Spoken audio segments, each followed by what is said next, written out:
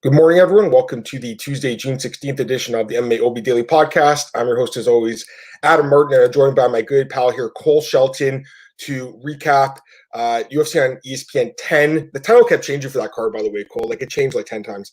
But the I versus Calvillo card, we'll recap that card.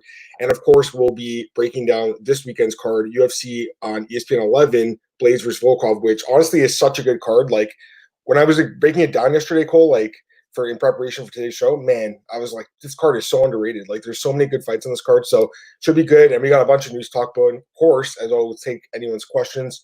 Cole, I just want to ask how you're doing, man, before we jump into today's show. Yeah, I'm doing well. How about you?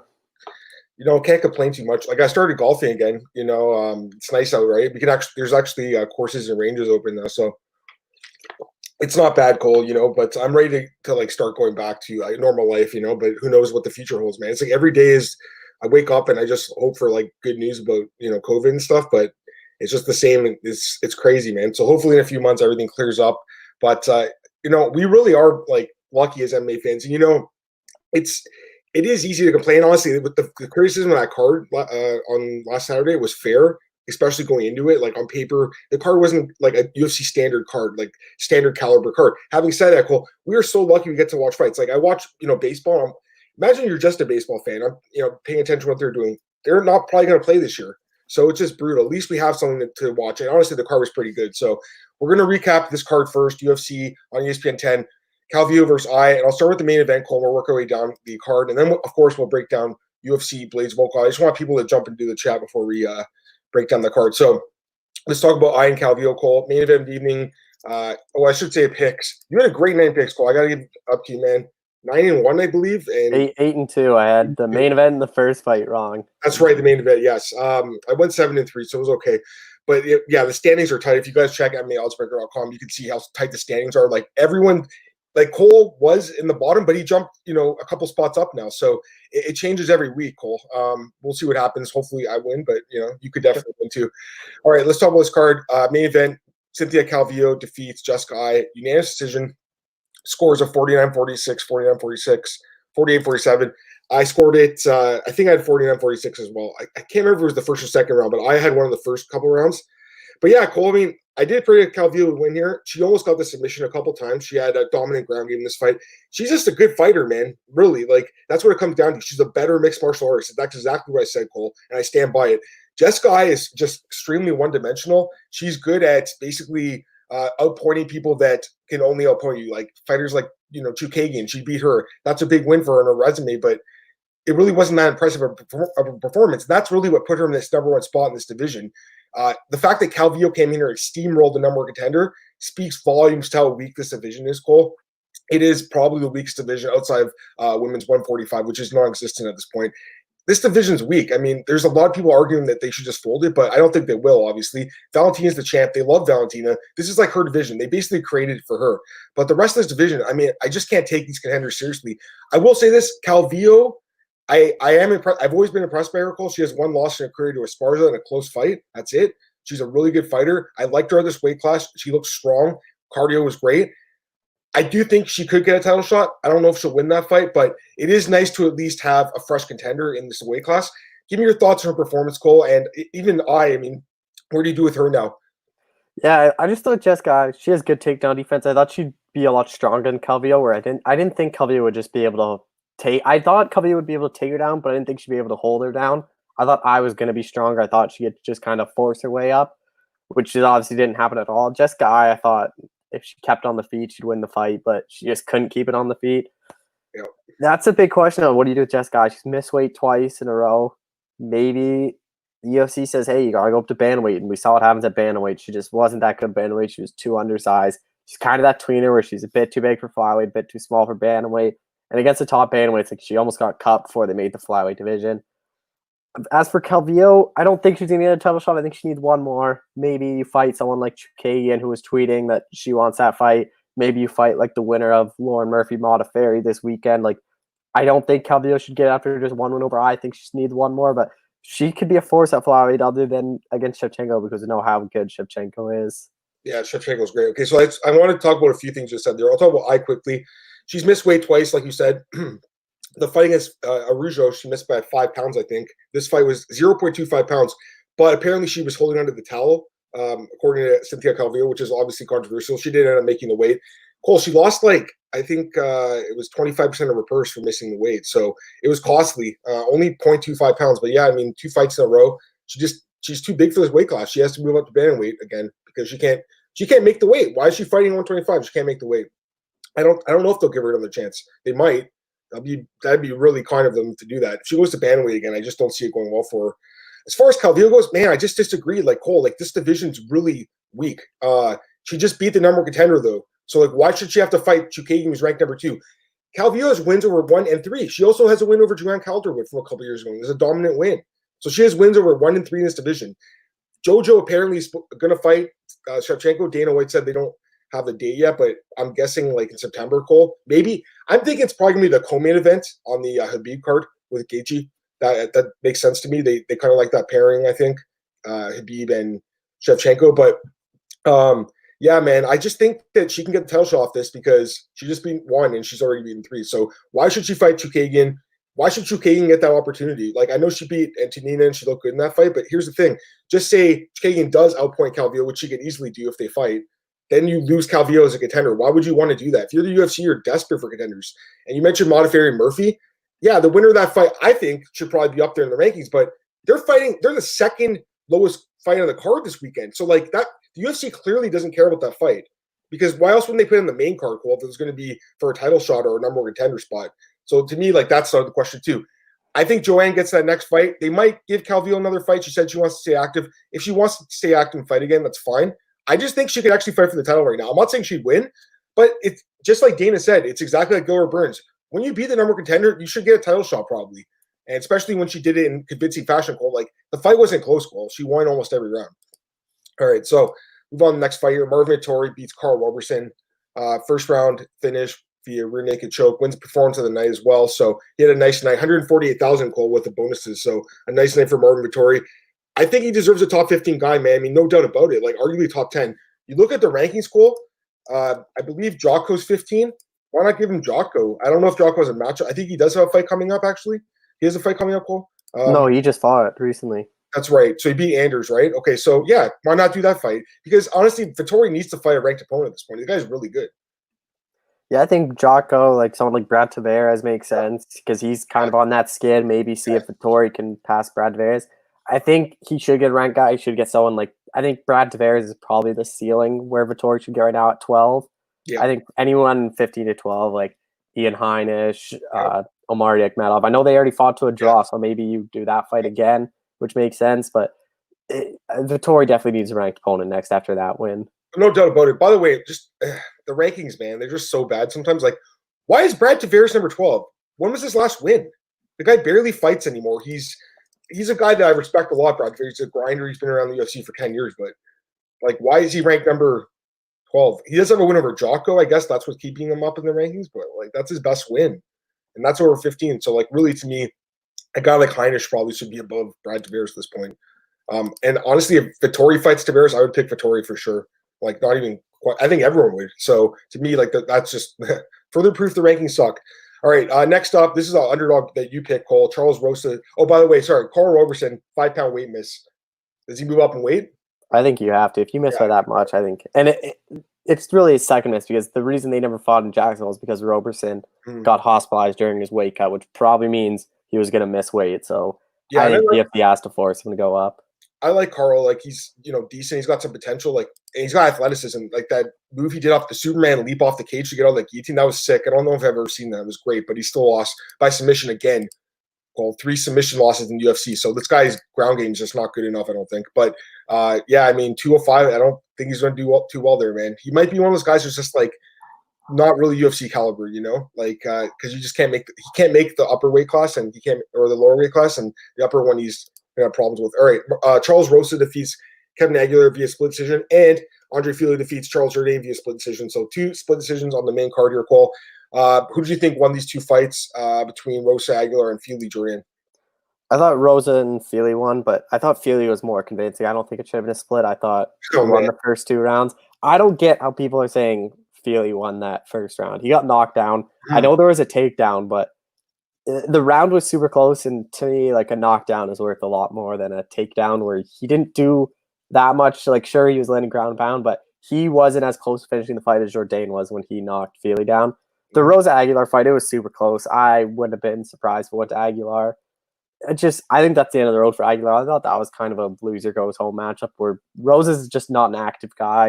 He was coming off that beat down. Aguilar, I don't really know what happened to him. I thought he would be a lot better after his Contender Series win. He just hasn't shown it in the UFC. I think he's probably getting cut after this one. This card really just seemed like a lot of fights where the UFC is gonna release a bunch of fighters after this. Yeah, no, I agree with that. I said that during the fight night. The thing about Rosa is he has 8 fights. He's 4-4 now. He has 4 performance in 9 fight and night bonuses. They won't cut this guy because he's an exciting guy. Having said that, this fight was pretty bad. Like, this was not fun to watch. Terrible fight, honestly. Aguilar is not UFC caliber. I hate to say this guy should be cut and stuff right now because honestly, the UFC is the only show going on, so these guys need their money and they need their job. But it's a sport too, right? And it's a high level sport. You can't just have anyone fighting in the UFC. So to me, Kevin Aguilar, he's been really disappointing, man. He's 2-3 now in the UFC. He might get one more fight, Cole. If he has another fight in his deal, they might just let him fight it out. But I mean, I didn't like what I saw from him in this fight. He looked really, he just didn't look good, man. He looked out of shape. I don't know why he took the fight. He didn't look like he was in shape, honestly. So losing a split decision here. And as far as the other fight goes, well, I would have looked like an absolute genius had another judge given one extra round to Jourdain. I would have looked like a genius, guys. But yeah, I thought Feely won the fight. I mean, I try to watch fights unbiased as much as I can. I thought Feely won round 2 and 3. Having said that, anyone who scored the first round for Feely, are you kidding me? He got knocked down. He got dropped. He got hurt. I was like, yes, Jourdain. I'm going to look like a genius. And, of course, he loses a splitter. But it is what it is. I don't really regret that pick too much. Underdogs do win, and once in a while, who knows? Another set of judges, he could have got the nod somehow because, some people did think he outstruck Feely the first 2 rounds. I think that was the argument. I saw some people I really respect, like Gorbaka Hitman on Twitter, and I know that the guys at Severe MMA also scored. A few other media members scored the fight, actually, for Jourdain Cole, but I thought Feely won. It was just the takedowns. He had a good game plan. I mean, you got to give credit to his coaching staff there. Danny Castillo, that's the old, take a guy down late at the round. Danny Castillo almost won that fight at Tony Ferguson a few years ago with the same game plan. So these guys know what they're doing. Adrian Kapoor, what's going on? Vettori is the versus Allen Heinisch winner, similar timelines. You could do that fight, sure, but to me, I would keep those guys on separate trajectories and match them up with guys like Tavares who are on the downside. You got to get guys like Vettori and Allen into the rankings and get guys like Tavares out of it. What's Tavares doing right now? He's just a gatekeeper at this point. I respect the guy, but he shouldn't be a ranked fighter at this point. Kapoor, Kader Ige banger. We'll talk about that later, but yeah, they lost that fight last night. Great fight. Just the rest of the main card here, Cole. We'll go down the rest of the card quick, actually. Jordan Espinoza defeats Mark De La Rosa, unanimous decision. Mark De La Rosa, there's no way he's going to fight in the UFC again, right? There's just I think he's cut after this one. He's still only 25, but when he put the age up, I'm like, holy shit, this guy's 25. I thought this guy was 30. He's still so young where he can get a couple wins, and I wouldn't be surprised if he's back in the UFC in 2 or 3 years. Yeah, he's been fighting since he was a teenager. He's 2-5 now in the UFC. He's getting cut, man. He's lost 4 in a row. I can't see him giving him another fight. Didn't look competitive in this fight. Or Espinoza actually looked okay. Maria Agapova, though, remember the other, I think it was on Friday. I don't know if you weren't on the show with Nicole, but I said, Agapova minus 160. Oh my God, you guys got to jump on that. The line ended up closing at minus 350. People obviously caught wind of that. I mean, why was Cypher such a close opening number with Agapova? This fight was such a mismatch. The size difference, man. Size difference is very evident. Agapova's a beast, Cole. She looked great in this fight. I'm very excited to see what's next for this girl. She's won 3 straight fights now. She has the one loss to Cortez on Contender Series. Cortez has got back in there too. The UFC really likes her. But yeah, as far as Agapova goes, I mean, she's definitely a good prospect. I think that Dana White said he wants to keep her active, so top 15 opponent maybe. Just looking at the rankings again, the rankings aren't they're not everything, but there's something to definitely take a look at. There's fighters in the bottom half of that top 15, Cole, that she could fight. Like Molly McCann or Jin Young Kim, even someone like Alexis Davis at this point is a gatekeeper. So I think any of those fights kind of make sense for her. It's a step up, but she looked great. Cole, I know Cypher's 2-4 now, I think, or yeah, she could get cut too as well from the UFC. Let's just go through the rest of the card really fast, Cole. Right into the preview. Merab Dvalishvili defeats Gustavo Lopez. Unanimous decision. Julia Villa Tyson Nam, and Christian Aguilera all pick up really fast first-round knockouts. Any thoughts on the early prelims goal? Yeah, Tyson Nam, like Yes. that was a really sweet knockout. And that Zurich guy was supposed to be some really good kickboxer. His striking defense was terrible. He's Oh, man. 3-2 in MMA right now. I honestly wouldn't be surprised if the UFC just said, you know what, like come back to UFC in a little while. You need more experience. Like he could just be one and done. He did not look good in the 30 odd seconds that fight lasted. He just kept his hands down the entire fight. Nam has knocked power, and he made him pay for it. Yeah. Any thoughts on the other fights, Cole? Yeah, Avila looked really good. That was a really good finish. And then Aguilera, that was a really good win. That was a fight where I wasn't too sure who'd win that. I'm surprised that it just wasn't a pick-em. Two UFC newcomers. You don't really know what you're going to get. But Aguilera came out strong, landed that big shot that hurt Ivy, and he just finished him really quickly. Those first three fights, the UFC had to do a lot of filler after those 3 wins. I know. It was kind of, honestly, as fun as the finishes were, like it's kind of brutal to sit there after like a 10-second fight or whatever and sit for like 25 minutes. Yeah, as far as, okay, so let's start with Merab. He looked amazing again. He's like the Habib of this division at this point. He's got to have one of the best wrestling games in the UFC at this point, like pound for pound basis. He takes down guys at will, man. I'm super impressed with Merab. 100% needs to fight a ranked guy. I know you called out Sean O'Malley. I don't like that fight, Cole. I'd rather have those guys on different trajectories. Like, there's no need to match those guys up right now. They're both on the up and up. I love both those guys. For Merab, you look at the rankings. Again, John Dodson's a guy. Rob Font at number 10. Why not fight or 11, actually? Sorry. Rob Font's 11 right now. I don't think he has a fight coming up. He's a pretty good fighter. He's a good test for him. Like, he's a guy with good takedown defense, but really good striking. So if Merab could take him down at will, which I think he probably could, that would move him up to like the top 12. So I think that's a fight that they could do. Cody Staman's probably looking for a fight, but again, that'd be an interesting fight, actually. Cole, Merab versus Cody Stamann. That'd be an interesting fight because Cody's wrestling is great, but Merab's is like so dominant. So that'd be an interesting fight. And then obviously you have guys like Jimmy Rivera, number 9 too. But I think they could do like O'Malley against Rivera too at this point. Just keep moving him up the rank. They want to fast track O'Malley. Dana was kind of asked about Merab. Didn't really have the same, like, I guess, affection towards him that like someone like I do. And I know a lot of people on Twitter love this guy too. I know you love Merab too, Cole. Like, to me, this guy, he could easily be undefeated in the UFC right now. Like, he got completely screwed by a terrible rule in, I think it was New Jersey, with that fight with Ricky Simone. Didn't agree with that at all. And then the other fight with Frankie Saenz where he lost a split, he should have won. So this guy should be 6-0 right now. The other fights, quickly going through them, Julia Villa looked good, but Gina Mazzani is not UFC caliber fighter. So to me, it's like, yeah, she looked good, but look who she beat. Gina Mazzani shelled up right away. Like, she didn't even really do anything after that. It's like you're fighting for your job. I couldn't believe it, to be honest with you, Cole. Just the way she shelled up. Villa's good. Don't get me wrong. She's gonna get fast tracked too. But Mazzani, geez, like I don't want to fight her bash her at all, But I just don't think she belongs in the UFC. As far as Villa goes, to me, she should fight someone in the top 15 at this point. By the way, Nico Montano was number 15 at bantamweight. Why? Like, Julia Villa should be number 15. Nico Montano should not be in the rankings. She's a great fighter, but she doesn't fight, so she shouldn't be there. Yeah, I think Betch Correa, number 13, Cole, Sajara Eubanks, number 14, any of those make sense. She's got to fight someone with a ranking beside their name. Tyson Nam, that was, to me, the knockout of the night, and one of the best knockouts of the year. But yeah, Dasha, kind of cool. Like, seriously, who throws a lazy leg kick like that and doesn't even, like, put their hands up to block their chin? Like, this guy's a high-level striker, really? I don't believe that at all. Nam looked amazing. I'm so glad this guy got this win. He needed it, Cole. How did he lost? And like I said, I thought he would have lost to Benoit. He would probably been cut from the UFC. So this is huge for his career. Not only does it get him $50,000 bonus, Cole, it probably buys him like 2 more fights at least in the UFC. And yeah, the last fight, Christian Aguilera, I mean, again, this was a coin flip fight, but this guy Ivy, I don't think he's UFC caliber, man. The way he shelled up when he got hit, he just didn't react the way that I think someone at this level should react. But yeah, Aguilera's got some power, so he deserved a bonus too. I still thought Jordan Feenley should have won fight of the night, though. I got to be honest, Cole. But yeah, a lot of competition. Dana kind of let the fans choose the bonuses this time, so that's interesting. All right, comments, and then we'll go to the preview. Agapova, Antonina, maybe. I guess. I don't know. I feel like they still want to give Antonina a shot to make something of herself, but her ground game is just so bad. It's terrible. Facts, the filler was too much. I mean, what can the UFC do at that point? And then it says Merab, Yadong, Sean Font.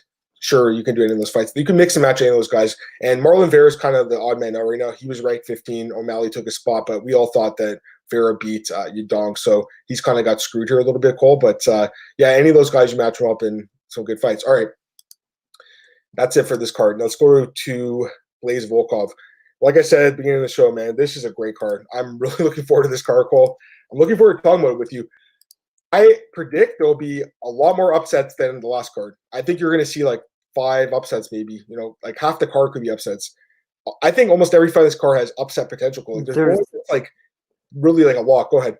There's so many close fights. Like if you look at the odds, like there's so many plus 120s, plus 110s. Like those fights, tonight you could easily be like a 6-6 night or whatever. How many fights there are? Like this night is like you could either do really well, you could pick the right upsets, or you could just be totally wrong because there's so many close fights where it could go so many different ways. Yeah, Cole's 100% right. Like there's a lot of fights that are coin flips here that maybe the odds reflect that. In some fights, I think the odds should reflect them to be even closer. So let's start with this card. We'll start with the bottom as always, work our way up. So first fight of the night, Cole. Lightweight battle between Austin Hubbard and Max Roskopf. I think that's how you pronounce his name. Is that right? Yeah, I saw some clips of this guy. He is super impressive. Anyways, we'll talk about this fight here. Odds right now have Roskopf, who took the fight on very short notice, minus 175, and Hubbard plus 155. Who's your pick? Yeah, this is a fight where I really high Max Roskopf. I've seen him fight a couple times. This is a fight where people jumped on the open line. He was plus 120 to open, and now he's a massive favorite because I think Roskopf wins this fight. I think his wrestling, he is such a good wrestler. There's no one that can stop his wrestling. And he finishes all the fights by submission.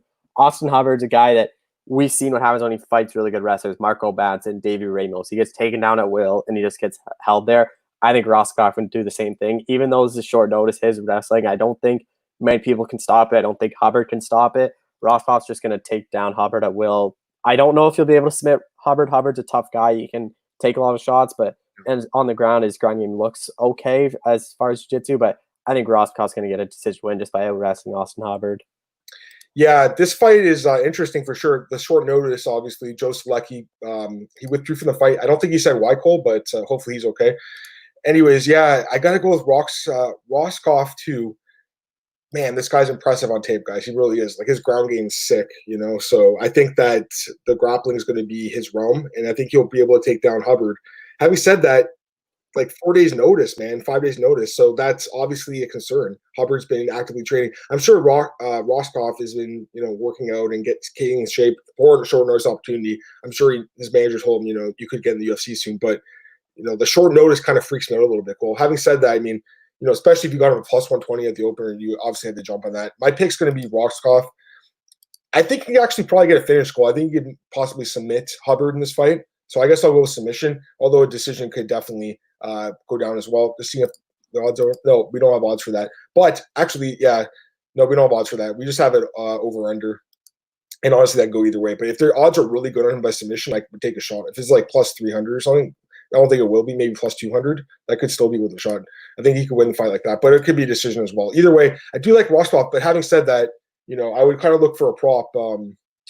I don't know, like minus 175. You know, it's still fair, Cole. But if it starts getting up to like minus 200, then you have to kind of think short notice against a guy with UFC experience against really high level wrestlers already. Like Hubbard might come out here and show us something that we haven't seen yet. So I think the fight was lined correctly when it was close to open. Having said that, you know, if it goes too high, it's going to be out of betting range at that point. All right, next fight. This is a really close fight as well, according to the odds. Lauren Murphy against Roxanne Modafferi, women's flyweight bout. And again, you know, Cole, this is the second fight on the card. So I don't think the winner's getting a title shot. Like, why else wouldn't it be on the main card? All right, we got Roxanne Modafferi minus 120 and Lauren Murphy plus 100. Who's your pick? Yeah, this is such a close fight. I honestly could see either one of these girls winning, but I have a slight lean towards Roxanne Modafferi. I just think their striking are very similar. I just think Modafferi's ground game is a bit better, where I think she can take Murphy down. She has solid wrestling, but the way Modafferi loses when she fights girls that are a lot bigger than her, like her losses are Jennifer Miles, Tara Eubanks, who both missed weight. That's something Modafferi's been. That's why I talked to Modafferi for this fight. That's why she wanted Lauren Murphy, because Murphy makes weight. It's definitely a close fight. I wouldn't be surprised if Murphy won. I just think Modafferi's just going to outpoint Murphy and win a decision win. Yeah, this is a super close fight. Definitely can go either way. Could be a split decision. I wouldn't want to have money in this fight, guys, because I think this fight can go either way. I'm going to slightly lean towards Roxanne too, just because I was so impressed by the fight with Macy Barber, like the way she controlled that fight. And like, okay, I went on a rant last night against the stats and scoring in the sport. You look at the stats of that fight, Cole. Apparently, the stats say that Roxanne landed only 19 significant strikes. Macy Barber had 16, by the way. So, like the striking stats, you're just looking at it blindly. Whoa, that was a close fight. No. Having said that, she landed 117 total strikes.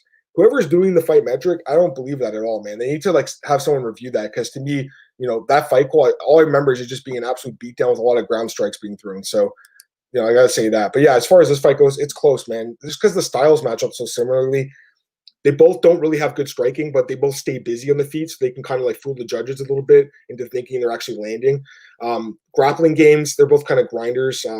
I would give an edge though to Roxanne if the fight does go to the ground. So I think that she's gonna like try pushing Murphy against the fence, make it kind of a grind, try to get some takedowns. But I think she'll be a little bit busier on the feet, so I'm gonna give the nod here to Roxanne by decision, Cole. But this is a close fight, man. I personally wouldn't feel comfortable having money in this fight. Maybe on the over or the fight goes the distance because I don't see a finish. They don't really have finishing power. So I think that the fight probably goes the full 3. But I don't feel comfortable betting on either side here. Ken Sherwood, you save your money. Roxanne has proved herself and beat Murphy. Otherwise, she'll never improve. Yeah, this is a big fight for Roxanne. She's someone that's been around forever. So this would be a huge win for her. She could get a title shot with this win. But having said that, look where it is on the card. So I don't think the UFC cares about this fight as much as some people want to believe. All right, next up, this is a really good fight here as well. Frank Kamako against Matt Frevola. Frevola minus 120, Kamako plus 100. Who's your pick, Cole?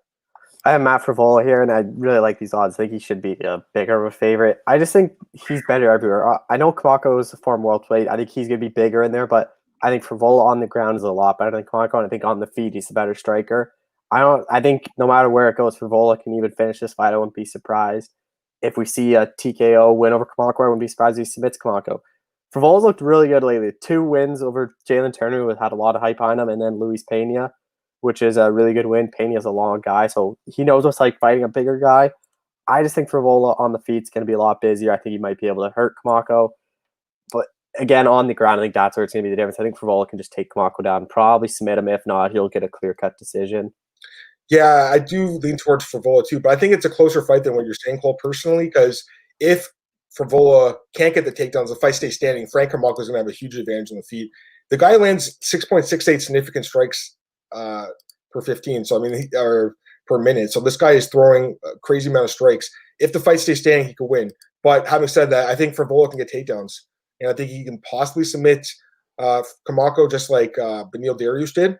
Cool, so that could be the way it happens, but I'm kind of leaning towards a decision possibly. So we'll see what happens. I think it's going to be a really good fight, though. I really like Frank Kamako, man. He's fun to watch, and Fevola's really impressed me the last few fights.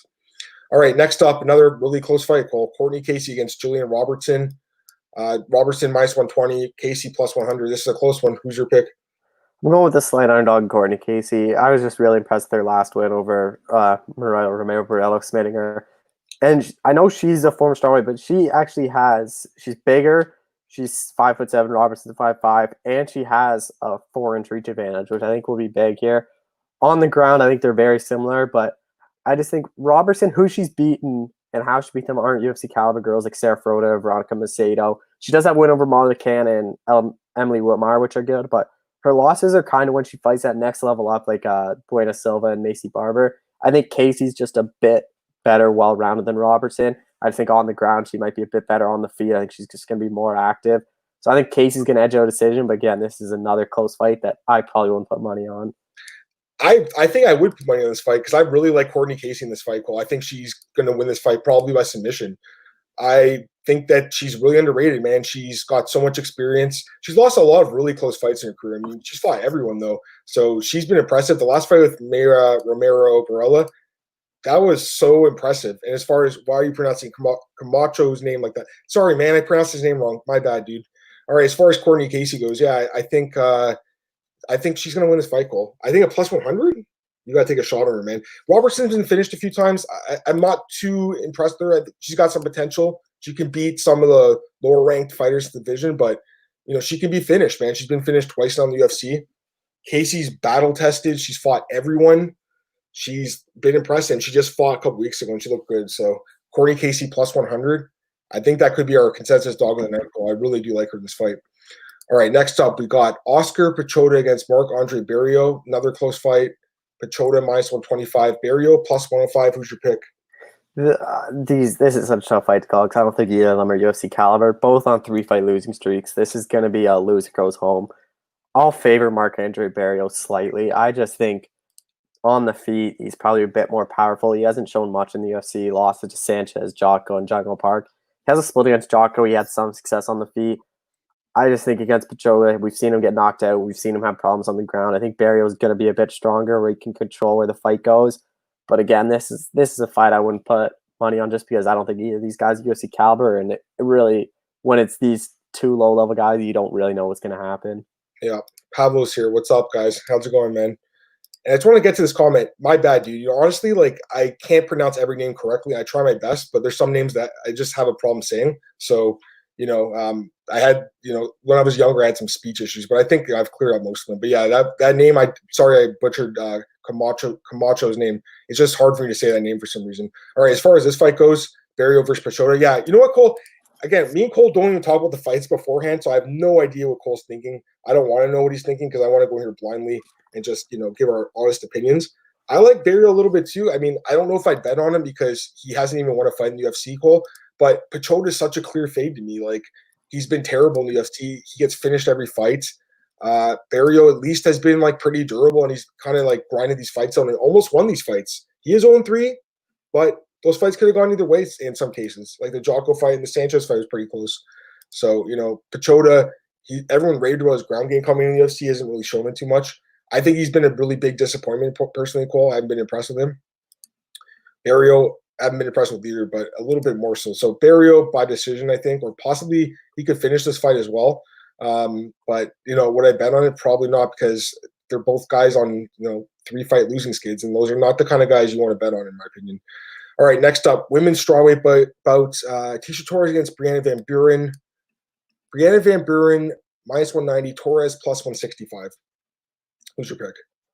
This is Brianna Van Buren all the way. Tecia Torres on a 4-fight losing streak. I'm surprised she's getting another fight. Brianna Van Buren, she's the up-and-comer. This is a perfect fight for her to just get that win over no-name and Tecia Torres.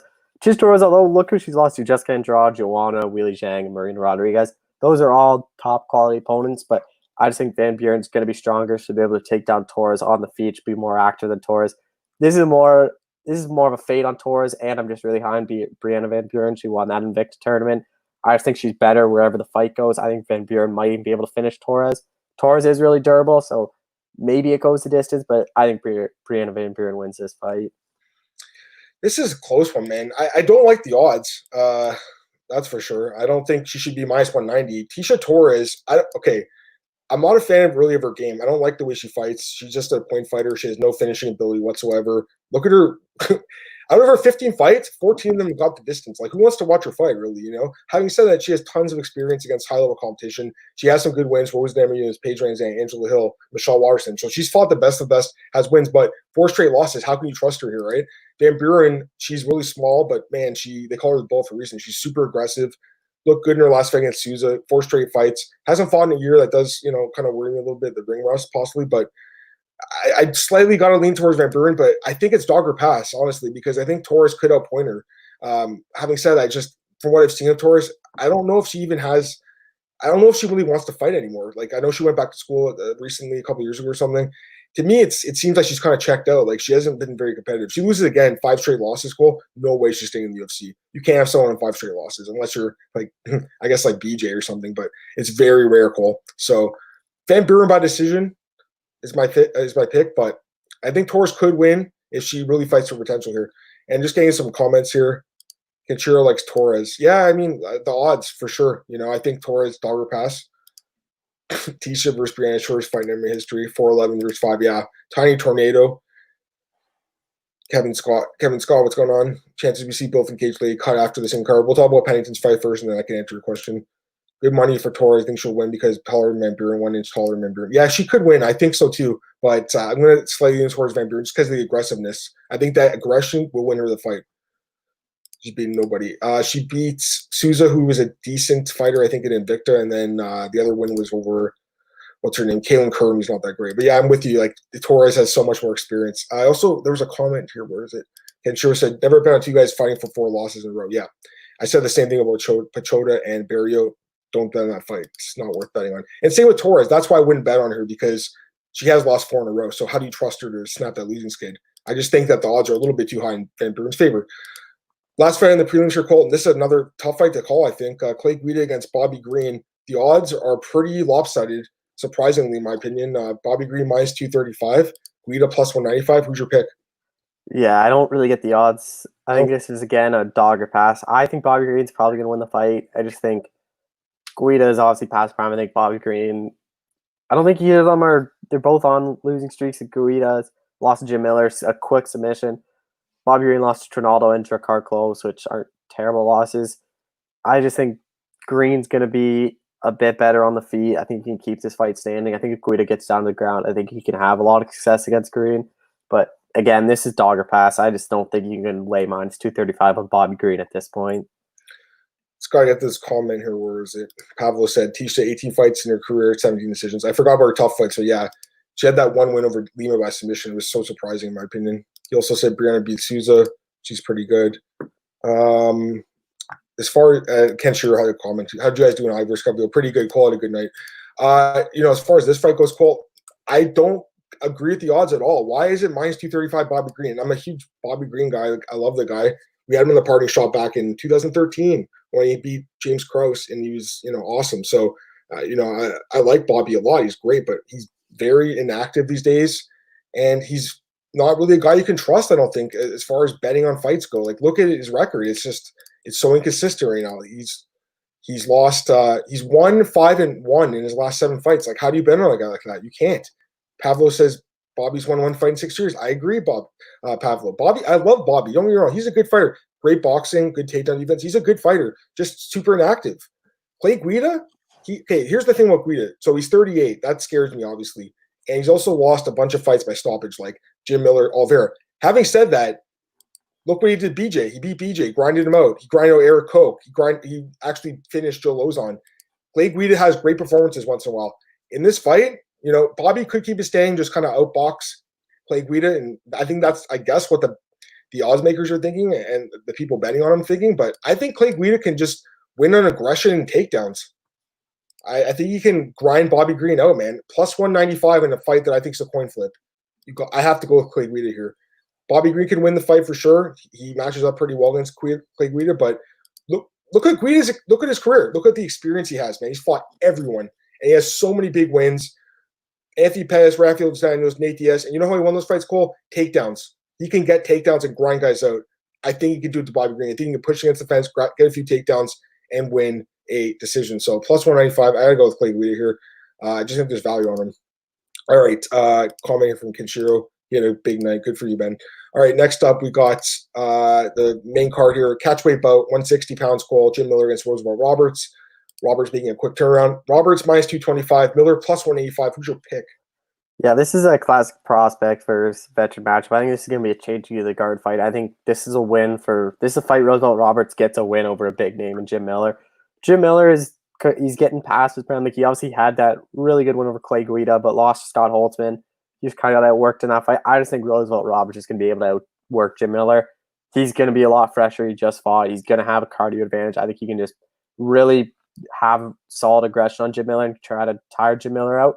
Jim Miller's a tough guy where I don't know if if Roberts will be able to finish him. I wouldn't be surprised if he takes the fight down to the ground. We've seen Miller be submitted a ton. It's definitely a fight where I think Roberts might be able to finish, but I don't know if he will. Jim Miller's a tough guy, but I think Roosevelt Roberts wins this fight pretty easily.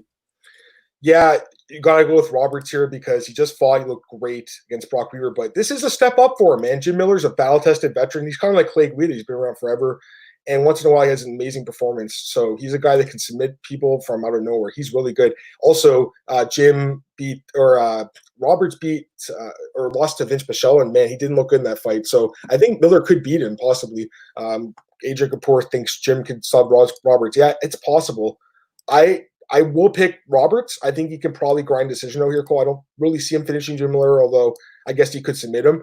But Jim Miller, man, he can submit guys out of nowhere, Cole. So to me, like, it could be a dog or pass situation. It's a gatekeeper versus a prospect. I'll go with the prospect, but you could definitely take a longer look at Miller here because the guy's, again, like Clay Guida, fought everyone and he's beaten a lot of really good fighters. So that experience could come to play against Guy Roberts, who only has 11 fights, compared to Jim Miller, who has 46 fights. That's a big difference, Cole. All right, next up, we got welterweight bout Bilal Muhammad against Lyman Good. Another fight with close odds. Bilal Muhammad minus 120 and Lyman Good is plus 100. Who's your pick? Yeah, this is a really interesting fight. It's really close fight. They both fought Chance Earthcounter. Bilal got a decision. Lyman Good got the knockout. I favor Lyman Good slightly. I just think it's going to be a stand-up fight. I think Lyman Good will keep it standing. And on the feet, I just think Lyman Good is a more powerful striker. We saw what he had. He has the finishing power in the third round. I know he lost Damian Maia by submission, but going into that fight, he tore his bicep, but he just kept on taking that fight just because how many opportunities he didn't get to fight Maia. It's definitely a close fight. That's why the odds are like this. I just think Good on the feet is the better striker. I think he's the more powerful striker. I think he can land and hurt Bilal Muhammad. I just think he can win that way. Maybe he scores a late round TKO similar to what he did against Chase Rencounter, just beating him up over time. But I think Good can win this fight. John Hunko, what's going on, man? See Jim Miller turn back the clock when he always performs. Yeah, I think he could win this fight too. Pablo says Miller's only fighting for records. He could go down as the guy with the most fights, possibly. I still think like Cerrone could, but Cerrone's slowing down. He's tying Cerrone in this fight. And I talked to him for the fight, and he actually said he wants to get to 40, and he'd love to have his 40th fight versus Cerrone as their 40th fight. That's a fight that I think we have seen that fight, right? Yeah, he said it would be a good rematch. Then maybe that's their retirement fight. They both end on 40, and he said no one else is getting a 40 UFC fight. Just the way the UFC turns their roster around. They're right, but there's a few guys that are like they fight very often. Like Neil Magny's a guy that fights a lot, so he could be a guy that could be up there.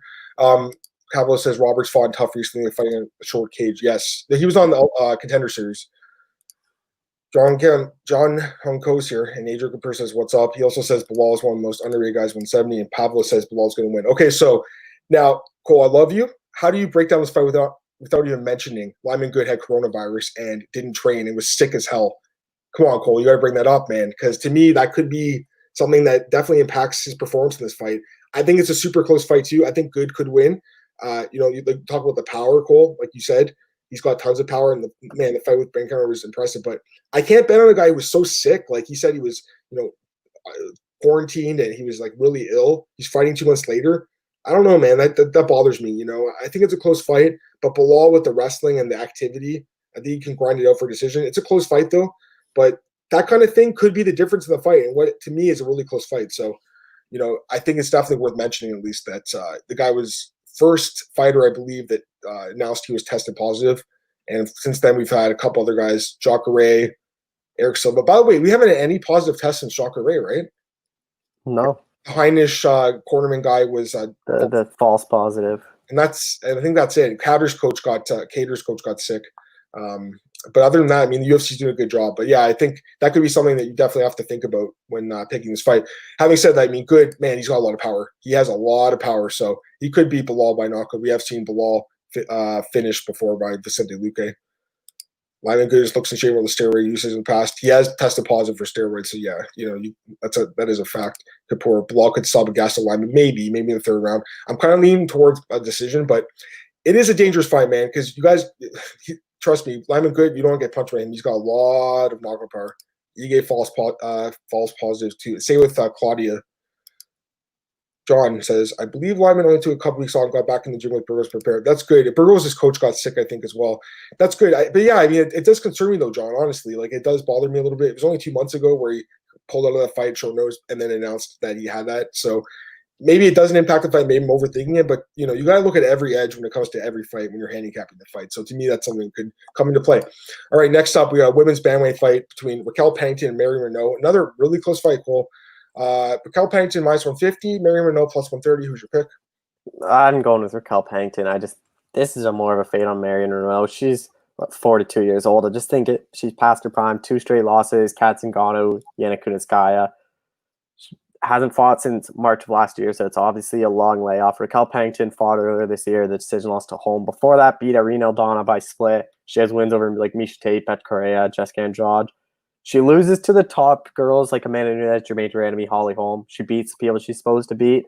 I think Marion Monroe is a girl she's supposed to beat. I think she can just outwork Marion Monroe on the feet, on the ground, use clinch, just beat Renault. I think she's going to edge out a decision win. Yeah, honestly, a few years ago, I definitely would have picked Renault for sure.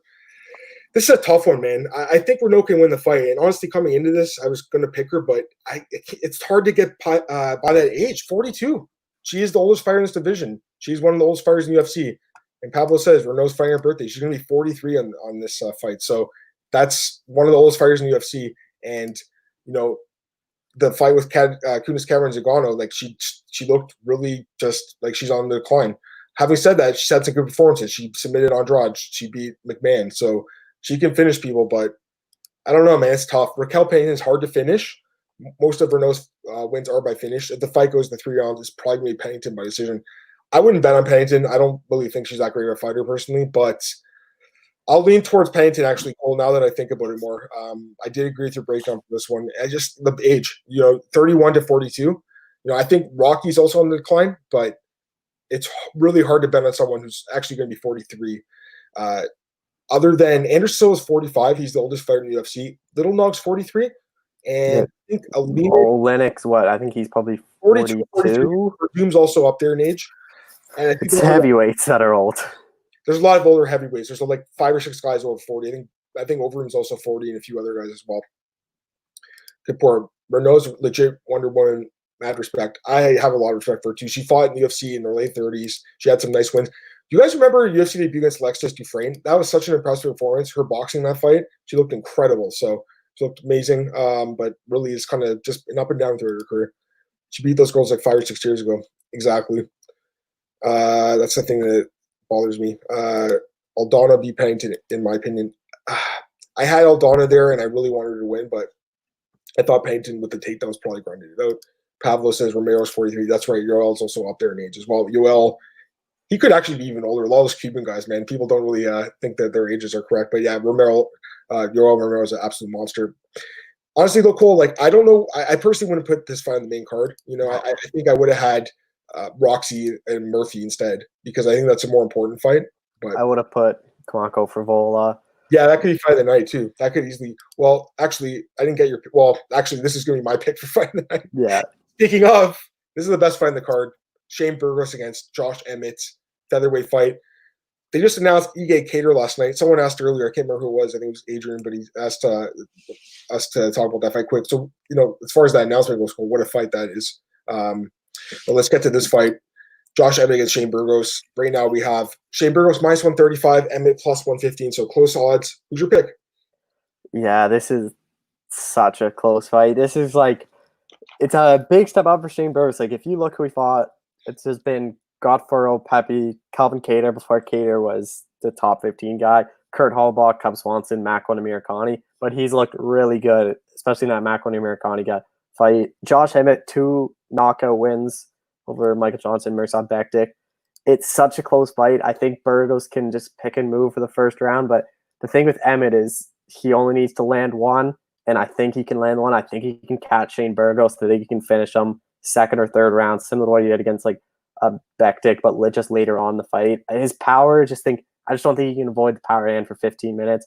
Burgos, I think, really needs to be perfect for the entire fight to win this one. I just think Emmett can land once and drop him and finish him. This is definitely a sick fight. I think it's going to be the best fight in the card. I got to go with Shane Burgos, though. I do think he's just a better fighter right now, more well-rounded, in my opinion. Also, look at the stats, and again, stats don't tell the whole story, but he's landing over 7 significant strikes a minute in the UFC, so that's incredible. The guys looked amazing as of late, some great wins. He looked incredible against Makwan. The fight with Cub Swanson, I don't know how it was a split. He obviously won that fight. He has some other good fights as well. He does have the loss to Kattar by knockout in the 3rd round, so I guess that's what you're thinking is going to happen here, Cole.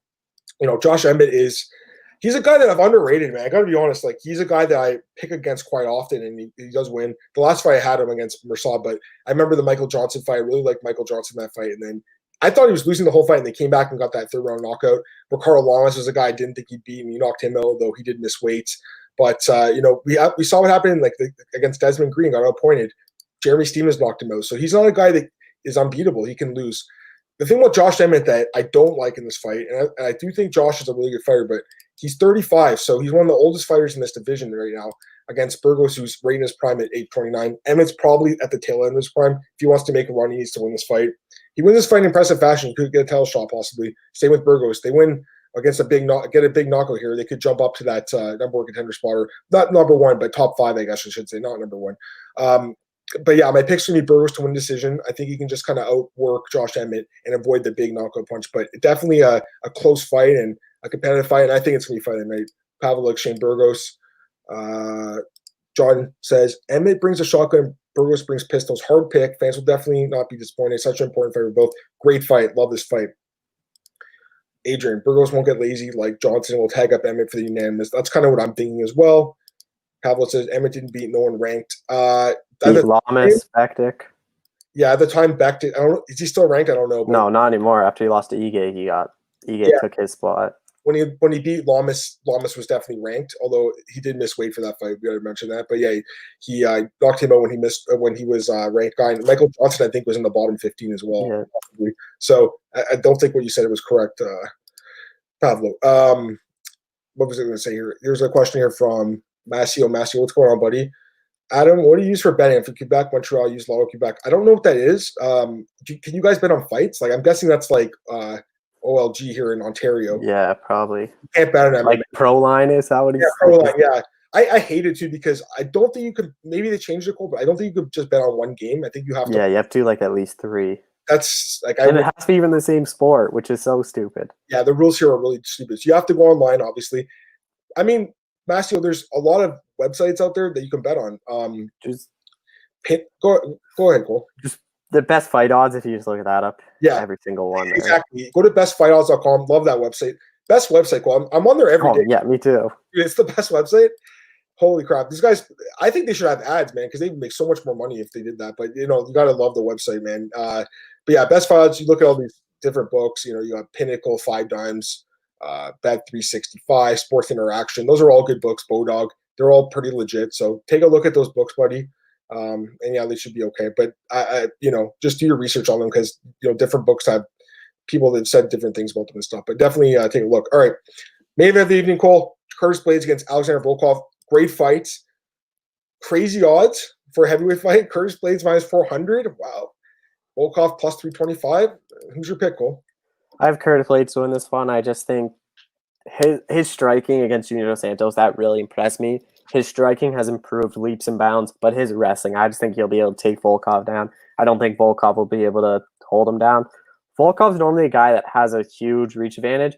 He only has a 1-inch reach over Blaydes, so he won't be able to just jab Blaydes like he does to a lot of heavyweights. I just think he won't be able to keep Blaydes off him for 5 rounds. I think Blaydes can just take him down. I think eventually he's going to wear Volkov out and just ground and pound TKO him, similar to what he did to like Shamil just later on in the fight. Like 3rd, 4th round, I think he's going to score a TKO win through ground and pound. But again, minus 400, there's no way I'd bet this fight. I don't understand the odds, man. This is like no respect towards Alexander Volkov. Okay, so as far as Curtis Blaydes go, the guy's an absolute beast. Like, I love Curtis Blaydes, man. He's one of the best guys. He's like, again, like he's like Khabib. He's like Merab. He takes guys down at will and beats the crap out of them. But the difference is he's a heavyweight, so he finishes most of his opponents. Out of his 13 career wins, 10 by knockout. So Curtis Blaydes, deadly ground and pound.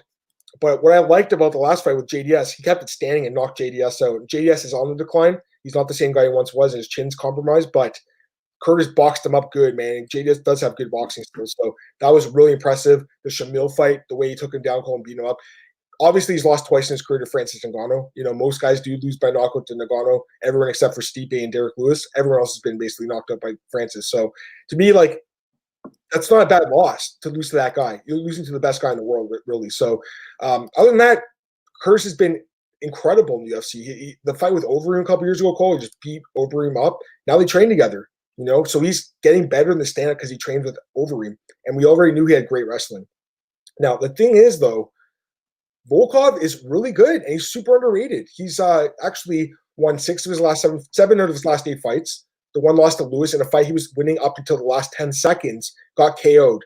So he was going to win that fight. Where would he be now? The fight with Greg Hardy, his last fight, I thought he looked great in that fight. I mean, Greg Hardy is definitely not high-level heavyweight, but Volkov took it to him for 3 rounds. It just showed that there's levels to the sport. The fight with Verdum, he was impressive. The fight with Struve. He's got a lot of experience. He has 38 fights. He's a former Bellator champion. I think that Volkov is a really good chance to win this fight. I think he could definitely knock Curtis Blaydes out. Having said that, Cole, I still got to go with Blaydes because of the wrestling. I think that's the difference. Back in the day in Bellator, the fight with Minikov was, that's the kind of fight I'm thinking this could be, or the Chia Congo fight where he just kind of gets grinded out, taken down. That's kind of what I'm thinking happens, but it is 5 rounds. 5-round fight's interesting. Volkov could definitely knock him out. Cole, it's dog or pass. I'd rather put some money on Volkov at plus 325 than Blaydes at minus 400. So that's my pick for that fight. It'll be Curtis Blaydes by TKO ground and pound, but I just don't like the odds, guys. Actually, let me take a look at the odds here. We got Volkov inside the distance plus 475. I think if he wins, he probably knocks Blaydes out. So you could take a look at that. Remember, guys, I don't think he can grind out Blaydes. He's been 5 rounds, Cole, but I think he's been 5 rounds. But man, it's tough. Actually, yeah, he's been 5 rounds in Bellator. He went 5 with Richard Hale, so he has been 5 rounds before. But yeah, I don't know, Cole. We'll see. But look at the fight with Verdum. Look what happened in that fight, Cole. He knocked him out in the 4th round. So he's got good cardio. Derek Lewis fight notwithstanding, he's looked great in the UFC. Kenshiro, Curtis doesn't believe Nagano's fist can knock him out. Yeah, Curtis, I don't know what's going on with him. He thinks he's going to pass Nagano for a title shot after this. I don't think so. I love Curtis Blaydes, though, man. He's a great guy and, amazing wrestling, but, geez, he's not getting a title shot from Nagano. Yeah, so Pablo says they announced Cater. Great fight. They did announce that fight. That's it for the breakdowns, guys. So, me and Cole, we had a few fights that we disagreed on, but for the most part, a lot of similarities. So should be an interesting card, Cole. I think, like I said, a lot of dogs are going to cash in this card. I can't remember what I picked. I think I picked 4, if I'm not mistaken. 1, 2. Yeah, I think I took 4, 3 or 4. But I think you're going to see like more than that, probably 5 or 6. I just don't know who it's going to be. Anyways, let's get to some news, and then we'll get your questions as well, guys. Send questions in if you have them right now. We'll answer them. All right, so let's start with this, Cole. I sent you the itinerary. So Joe Silva, former UFC matchmaker, he's been in the news lately. A lot of guys sharing these like really negative stories about Joe Silva, the former UFC matchmaker. Actually, look, Marcus had the same question. That's so funny. What are your thoughts on the comments by Roland DeLorme, Eddie Alvarez about Joe Silva? When Joe was working with the UFC, I don't remember ever seeing anything negative about Joe. It's true, man. Remember when he worked the UFC, everyone talked about how great of a matchmaker he was, and now 5-6 years later he's retired. Everyone's talking a lot of smack. I think it is, the fighters kind of speaking out, and they're kind of, remembering some of the negative stuff in the past. But it's kind of interesting that they are talking a lot of smack about Joe. But yeah, I mean, the Roland DeLorme thing, basically Roland said that he had been like really Roland DeLorme is a Canadian fighter who had a couple of fights in the UFC. He's not a great fighter by any means, but he's still in the UFC. So Joe, Roland was saying that he told Joe, I want to fight, give me a fight. And Joe was like, I can't give you a fight for 6 months. And then he offered him something on like 2 weeks notice and benched him. Eddie Alvarez said that he had dinner or something, and he went to Joe Silva at the table with Sean Shelby, and he said that he wanted to introduce himself when he was new to the UFC. Apparently, Joe said, "You're not getting a title shot with your kind of style," because some of his wins were kind of like grinds, like the fight over Anthony Pettis and a couple other fights that were just grinding. Gilbert Melendez as well, but apparently he said, "You're not getting a title shot like that." And then, according to Eddie Alvarez, Dana White like personally called him and offered him that fight with RDA. And of course, we know what happened there, where he knocked RDA out. So the stories are interesting. Cole just interviewed Gray Maynard. I can't remember if Gray talked about Joe specifically in that interview, Cole. But what are your thoughts on this, man? A lot of negative stories about Joe Silva. Yeah, because you never heard anything about it while he's matchmaker. It's similar to a lot of people talk highly of Sean Shelby, Mick Maynard. I wonder once they're gone if you're going to hear a lot of these same things. Because every fighter talks about, oh yeah, Sean's a good guy, oh, Mick's a good guy. But maybe that's just they don't want to say anything negative, because they start saying negative about the current matchmakers, they're going to get screwed on the fights they get. So I wouldn't be surprised when we start hearing these stories once Mick and Sean are gone, or once fighters retire and they're still the matchmaking. But yeah, it's definitely surprising. A lot of fighters are now speaking up with Joe Silva. I think you're going to eventually hear more stories. It seems every day 1 or 2 old fighters share a Joe Silva story. I think there's a whole bunch of more that haven't been said. I think you're going to start hearing a lot more, because once the ball gets rolling, a lot of people are going to start jumping on and telling their story of what happened with Joe. Yeah. Ian Blackburn, I forgot your comment here. Hardy did break his right hand in the first round. Yeah, he did break his hand, but I think Volkov would have won the fight either way. Jorge Masvidal, he criticized the White Knights that are the UFC fighter commentators, obviously taking a shot at Daniel Cormier. Cormier's kind of the company man at this point. He basically, he agrees with everything Dana does. Cormier's had a great career. He's an amazing fighter, a legend, Hall of Famer. having said that, Cole, UFC absolutely loves the guy. They give him a lot of privilege, I think, compared to a guy like Jorge Masvidal, clearly has it up, has it in for the UFC right now. He's pissed off. He doesn't like what's going on. What do you think about this Jorge Masvidal versus, guys like, I guess, DC, Paul Felder, guys like that, these guys, company men? Yeah, Jorge Masvidal's just mad at the UFC, and I don't really blame him. From what he said he was getting the UFC offered him less than what he made against Nate Diaz to fight Kamaru Usman, Yeah. which shouldn't really make less. If anything, it should be more than what he made against Diaz, considering it's for the welterweight title. Mhm. But that Diaz, so I don't blame him for not taking that fight against Usman. Everyone says, "Oh, I should have taken it," but if you're getting paid less, why would you? When you could just rematch Diaz and make more money and probably an easier win, you keep your star power. Yeah. He's not happy with the UFC. I'm really interested to see how this one plays out because it doesn't seem like him and Dana White are both on completely opposite sides. Dana White just says, "All right, don't fight then." So I don't really know how this one's going to turn out. Maybe they'll sit down and reach some sort of agreement after Usman burns, but he's kind of taking shots at everyone in the UFC. Yeah, no, he is. He's not happy. I watched Ariel's show yesterday, and he said that they offered him the same amount of money as the Nate Diaz fight the last second, but Masvidal just at that point he was so angry they didn't even want to accept it. Who knows if that's even true? Who knows who told Ariel that? Maybe it was the UFC that told him that. Who knows? Masvidal's bad that DC's career is shorter, and he's made more accomplished than him. Well, I mean, in a way, you are right, Pavel, because Masvidal's been around for like 15 years, and he's really only become a star in the last 2 years.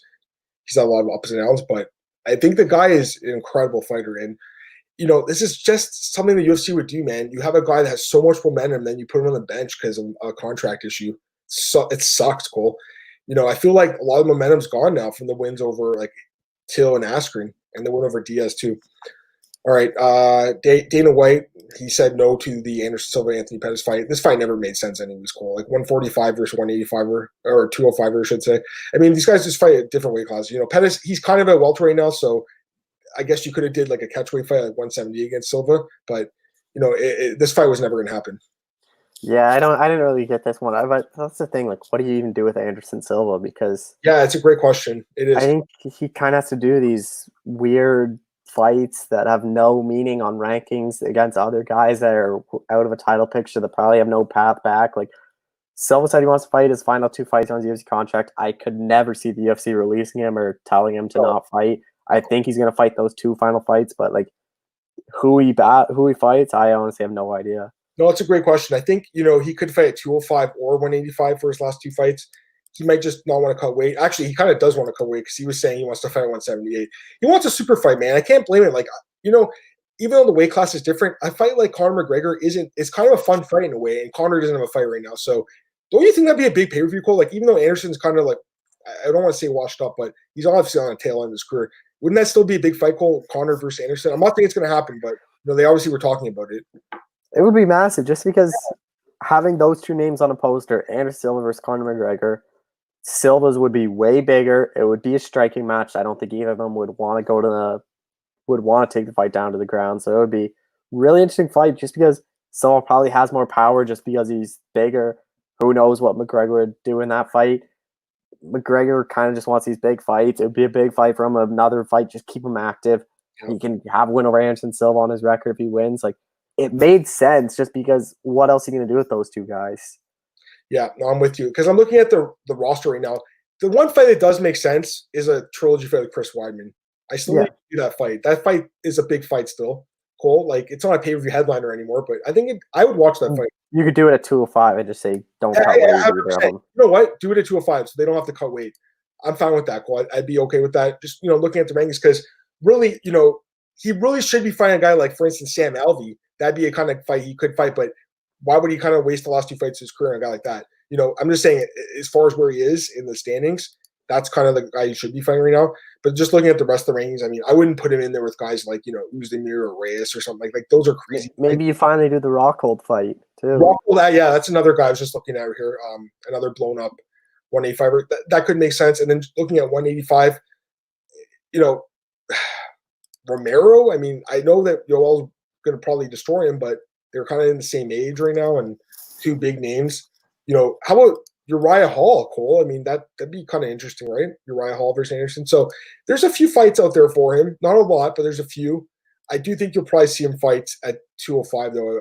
I would think, just because again, a guy like Chris Weidman or Rockhold, these guys. Gets to the comments here, Pablo. So he's crying about money, he's talking about Masvidal. Then they give him money that he wanted, not accepting what he wanted now, 20 million when the UFC's no bait.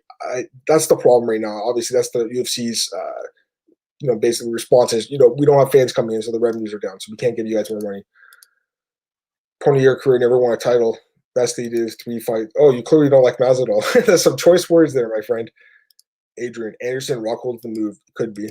Marcus, what would you guess the opening betting lines for Cater versus Cater? Prices right and dropping money Cater. I think Cater will be favored. I would say probably minus 200 at most. Maybe minus 150 to 200 in that range. Yeah, I was gonna say minus 175, minus 180. I think he's gonna be a pretty sizable favorite, and I wouldn't even be surprised if he's bet up to over minus 200 by the time it closes. I think so too, because I think honestly, I like Ige a lot. I picked him against Barboza. I didn't think he won the fight. It was close though. The thing is, I don't think he gets a lot of respect from bettors in general because he's not a flashy guy. There's nothing flashy about his game, whereas Cater with that win over Stevens. By the way, I think he was only minus 250 against Stevens. That was a bet you had to make. He should have been minus 500 against Jeremy Stevens, who, by the way, I think he's ranked number 9 Cole right now or something, number 8. How? Because he beat Emmett a couple years ago? Come on. He got 4 straight losses or 5 straight losses. All right, next up, Gustafsson talked about the heavyweight move. He said he's going to weigh between 231 and 233 pounds. I like the move for him, man. I think he could beat Verdum too. What do you think, Cole? Yeah, especially if it's the Verdum that fought Olynyk. He didn't look good at all. I think Gustafsson can win that fight. I think we have odds. Yeah, we do. Do you want to guess what the odds are? I haven't even seen them. I think Gustafsson should be favored. Probably minus. I don't know because it's heavyweight. It's heavyweight debut, so maybe you won't get as much respect. I'd say probably minus 170, minus 160. It's more. It's minus 290 right now. 290. Yeah. Holy, I was way off. Yeah, you're a little off. It's okay. It opened at minus 240. Again, they just opened. There's still tons of time for that fight. The line will move.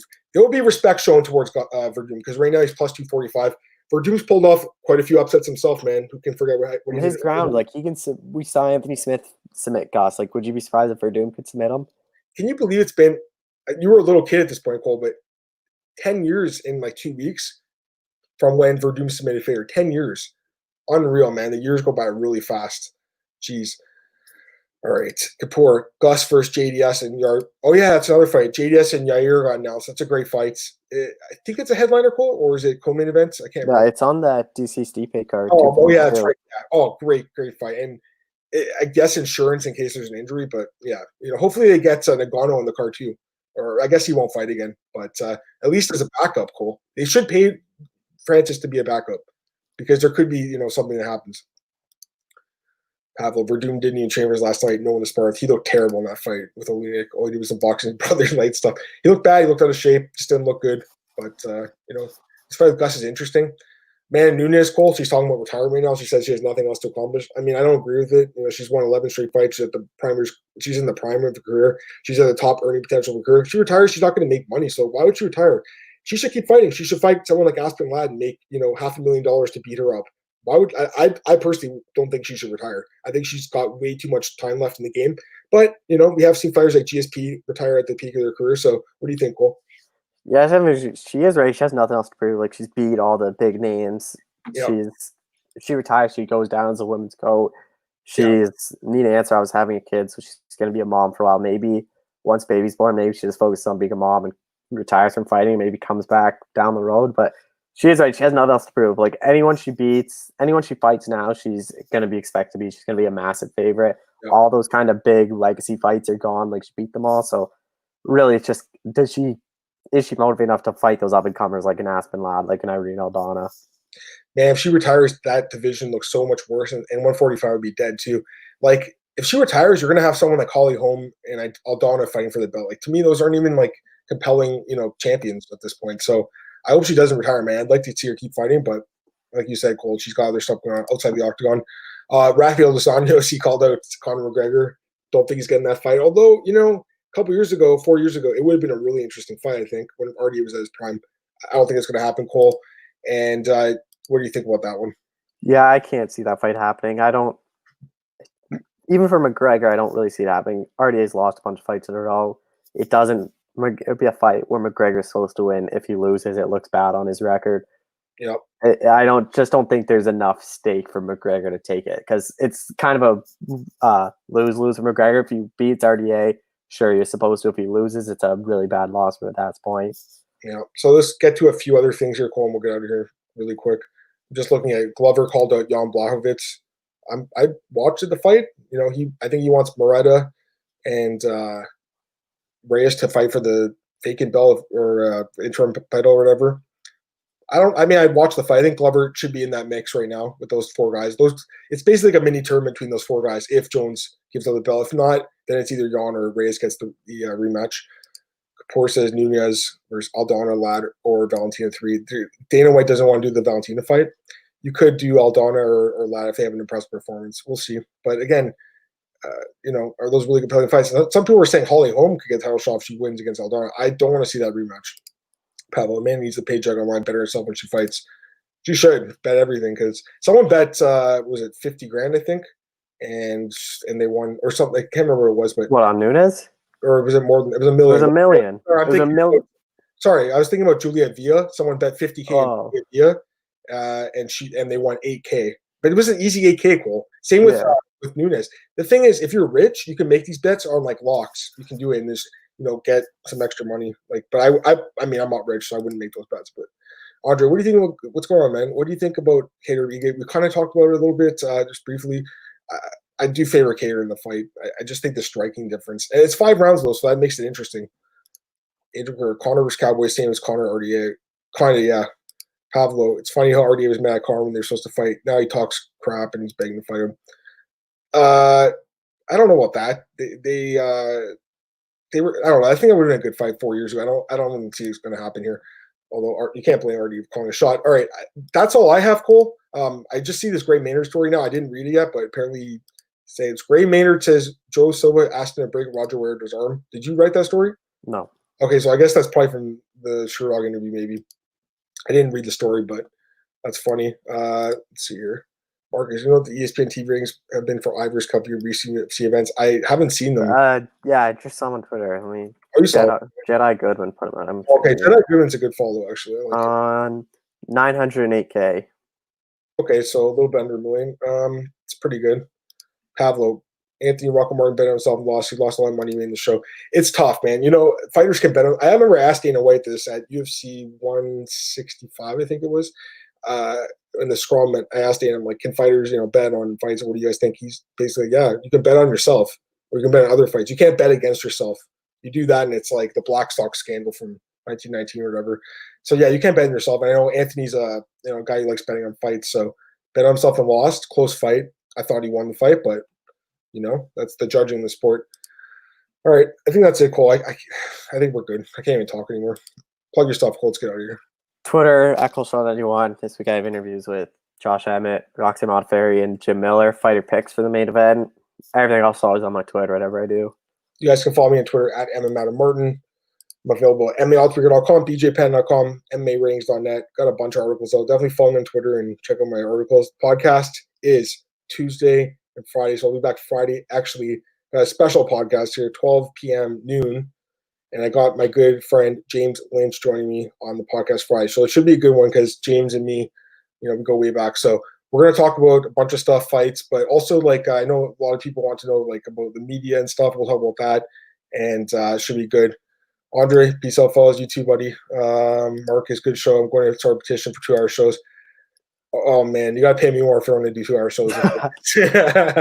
All right, guys, have a great day, and I'll be back Friday. Bye.